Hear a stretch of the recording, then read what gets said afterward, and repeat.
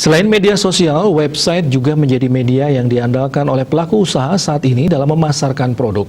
Salah satunya seniman lukis yang diharuskan berinovasi agar seni yang diciptakannya bisa tetap dinikmati oleh khalayak luas saat kunjungan wisatawan nyaris tidak ada di tengah pandemi COVID-19.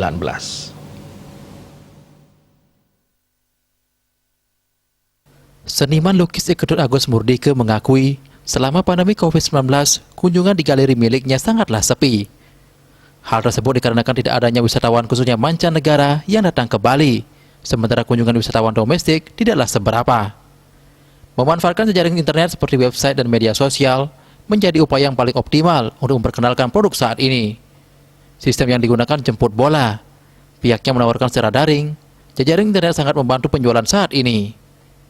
Pemasaran produk seni lukis lebih banyak menyasar negara-negara di Eropa dan Australia. Disinggung soal rentang harga saat ini, Agus Danggap menyebut bervariasi. Ia memberikan potongan harga 10 hingga 35% untuk hasil karyanya. Meski demikian, penjualan saat ini tidaklah sama seperti sebelum pandemi. Namun dengan berbagai upaya optimal yang dilakukan, setidaknya seniman lukis mampu bertahan.